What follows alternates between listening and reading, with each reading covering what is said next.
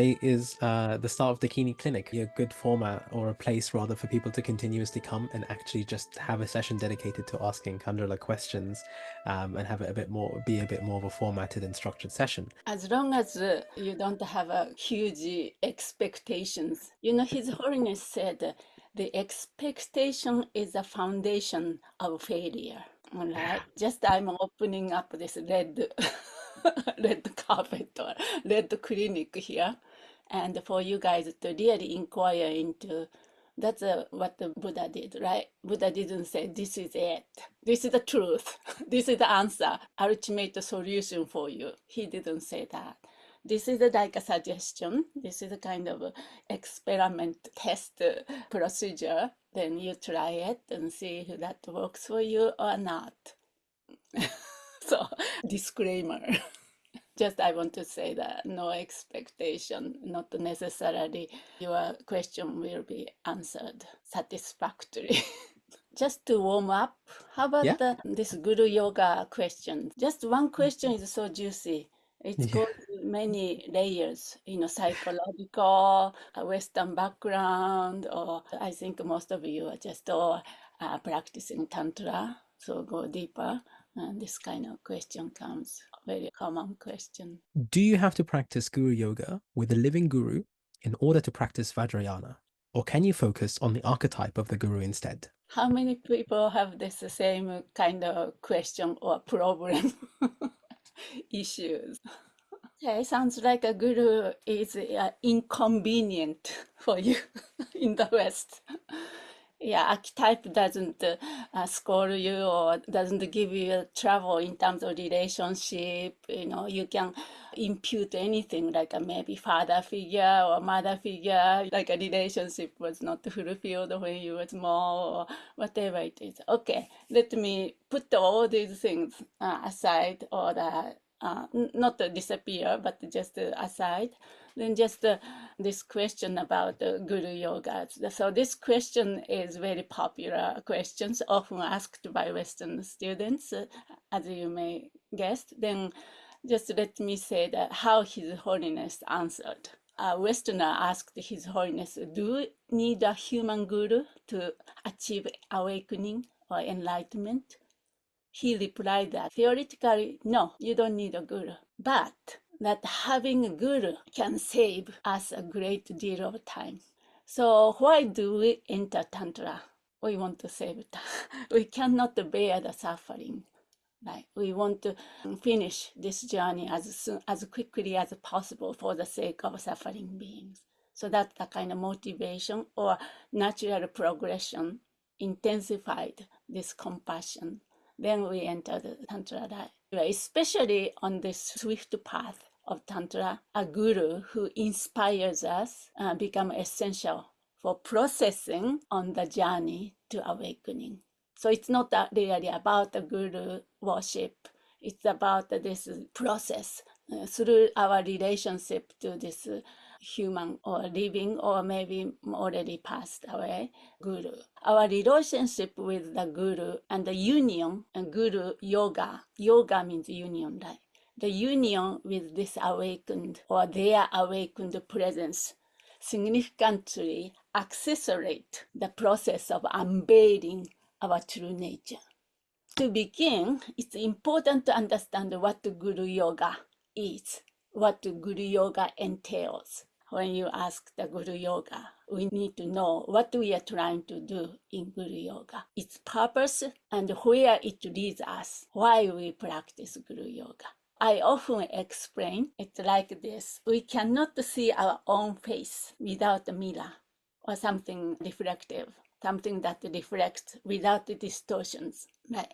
Like a calm lakes or like a mirror. So we need somebody to hold up a mirror and show us a true nature. Like in the same way, we need the teacher who embodies our true nature, our true refuge, true inner guru, and reflect back to inner guru or Buddha nature, you can say, for us, so we can see who truly are. So that's what we want to see, right, ultimately. So in Tibetan Buddhism, the Guru Yoga is a practice focused on a direct experience of the awakened qualities embodied by this teacher. We name this the person who holding up this mirror, Guru or teacher. Guru Yoga is a way of aligning ourselves with the wisdom and compassion that the Guru as a representation of the awakened states embodies. So when I asked that what the purpose of Guru Yoga, there are many ways to say it, but one way to say it is to foster a practitioner's spiritual maturity. I use this term, spiritual maturity, by deepening, connecting to their inner or innate potential called Buddha nature. So archetype is not challenging enough. If you are able to do that with archetype, that's perfectly fine on this journey. But I think traditionally, our teacher and teacher's teacher, all done that, came down to this stage. Through this devotion relationship with this figure named Guru, devotion and visualization, the students build a faith and open up to transformative teachings, ultimately helping to dissolve self-centered egoistic tendencies. This come down to this ego self, right? This ego, very strong ego. If archetype can challenge that ego enough, then that's fine. But sometimes archetype is so convenient. This figure called Guru can challenge your egos. And through our relationship, not directly challenging, scoring you, or not like that, but with the relationship, we carry a lot of things, and we impute a lot of things onto the Gurus and based on your whatever. This is the kind of tool to develop the devotions, humility, and compassion, love through this relationship with a living Guru or perhaps deceased Guru. We cultivate spiritual maturities, developing humility, as I said, patience, and selflessness. Guru is so kind because provide us a moment to look at our own mind, and and the compassion and insight. Not mentioned about the knowledge we receive or the insight or the information and Dharma teaching we receive directly receive from Guru. So Guru then serve as a mirror to help practitioners recognize and cultivate these qualities within them. This archetype or the enlightened deities, while inspiring, the archetype of the Guru may not challenge our ego enough profound level. So if we want to mature, I call it spiritual maturity on this journey, we need something or somebody called a teacher, Guru. We've seen so many times that people prematurely think that they're ready. They get into this guru business. They think they're ready to have their ego challenged. Or maybe they don't know what that even means, right? And then the clashes happen, and then all these terrible stories occur. What would be your advice for Westerners and for What like do you mean modern Dharma crashes? practitioners? Students crashed? That's good, no? Good It, to it, it- it's good when it's right, but then they break their samaya afterwards, right? Like, so they clash so badly that like they clash with their guru, like, and you get these really bad fallouts, where then they start to say, my guru did this to me, my guru did that to me. Oh, look, and then like this big scandals blow up around these gurus, as obviously unfortunately happened when Tibetan masters were coming into America and Europe, and a few cases happened. So, and again, there's been a lot of discussion around this, and some lamas say, well, I think we didn't prepare the West well enough, and like to let them know. But once you get into this guru business, like as the student is ready to have a guru, then it is supposed to be a level of like surrender, because you're also happy that you're going to fight. They are going to challenge your ego, and they're going to challenge your lots of conceptions of reality. So I think my question is really around like, it's like not when they know, but what would be your advice to really help somebody like who is sort of struggling on this path at the moment? Is like, should I take a guru? Should I don't even know what to expect. It's like it's like that sort of problem, if that makes sense.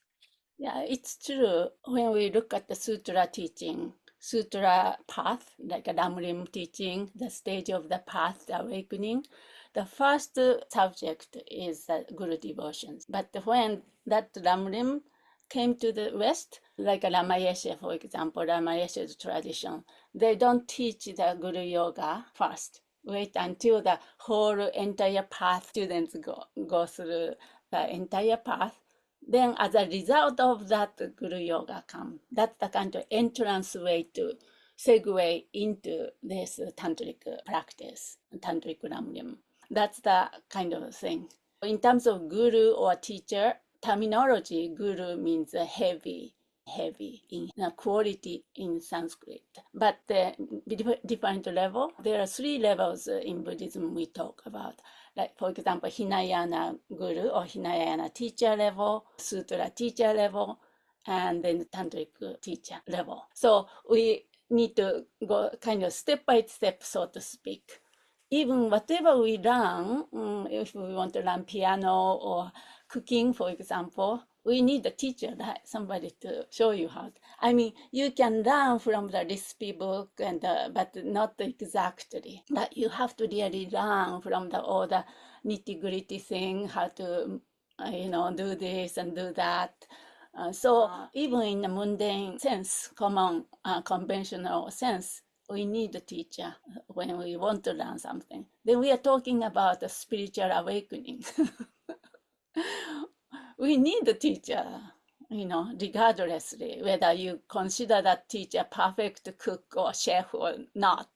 Regardless, we need to go step by step. If we do the sutra entire Lamrim, then get some kind of experience, you can't help but recognizing the power of Guru Yoga and delighted naturally goes push onto that Guru Yoga world of Tantra. Yeah. I want to say one more thing about this Western, not the psychology, but Western nature or culturally colored kind of approach.